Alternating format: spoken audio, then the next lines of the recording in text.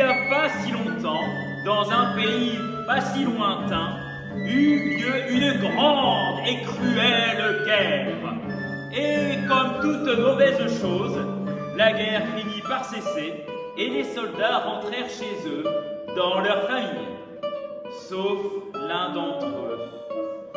Blessé au combat, pauvre et fatigué, notre soldat rentra dans son village natal et à sa grande tristesse, il apprit que ses parents, âgés, avaient quitté ce monde et que leur maison avait été démolie.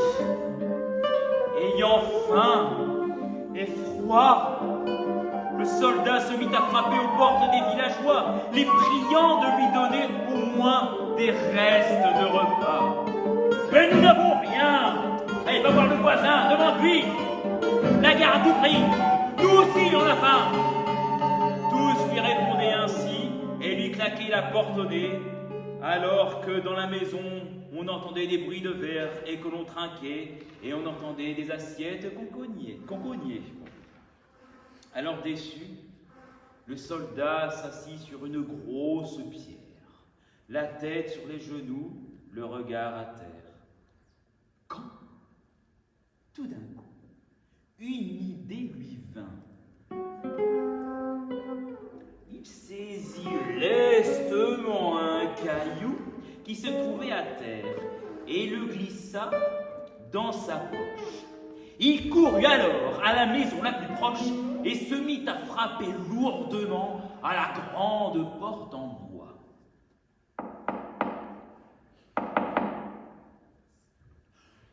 « Que veux-tu, mon gars? Qu'est-ce qui te prend ?» lui répondit une vieille qui glissa sa tête dans l'ouverture de la porte. « Mémé n'a rien à te donner, j'ai rien du tout non plus. » Mémé, je ne te demande rien. J'ai en poche un caillou et je voudrais juste que tu me laisses faire une soupe avec lui. Une soupe de caillou? S'étonna la vieille. J'en ai jamais entendu des comme ça. Allez, entre. Le soldat entra dans la chaumière de la vieille. Il prit un grand chaudron, mit son caillou au feu, y versa de l'eau et mit le chaudron sur le feu.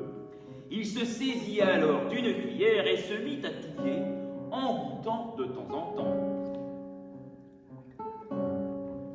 Hé, comment qu'elle est cette soupe, mon gars? Elle est bonne?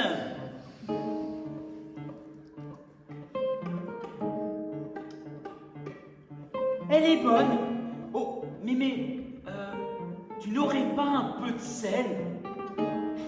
Mais, bien sûr, prends-en là. Ce que lui répondit la vieille, curieuse et moqueuse. Le soldat enfonça de nouveau la cuillère dans la soupe et goûta de nouveau. Hé, comment qu'elle est, mon gars? Elle est bonne. Oh oui, pour être bonne, elle est bonne. Oh, mais dis-moi, n'aurais-tu pas quelques carottes et un oignon? Oui, bien sûr. Et la vieille courut au potager plein de carottes et d'oignons. Tiens. Le soldat trempa de nouveau la cuillère dans la soupe et goûta. Oh, qu'elle est bonne! Dis-moi, Mémé, tu n'aurais pas des saucisses? Mais bien sûr, tiens!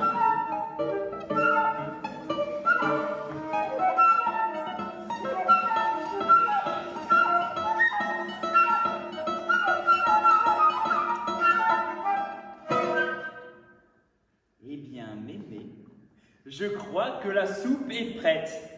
À table! La vieille et le soldat mangèrent à satiété. Après quoi, le soldat fit geste de remettre son chapeau pour partir. Mais la vieille le retint.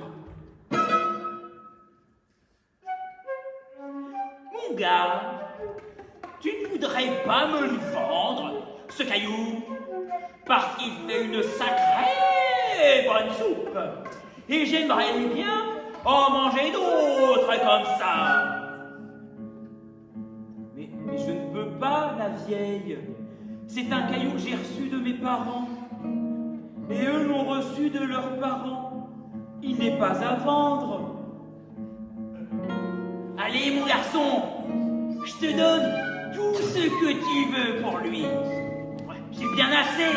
Comme ça, regarde. Viens.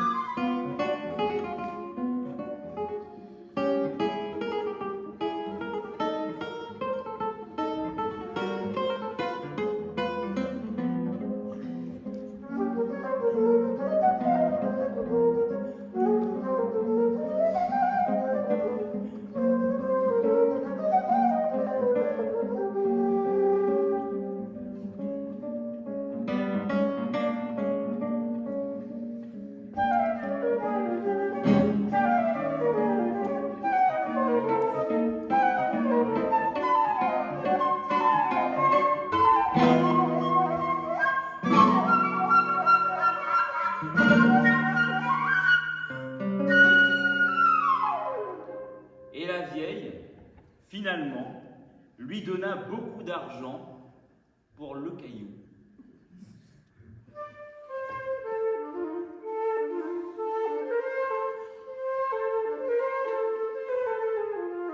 Et notre soldat s'en alla pour s'acheter un lopin de terre et des animaux.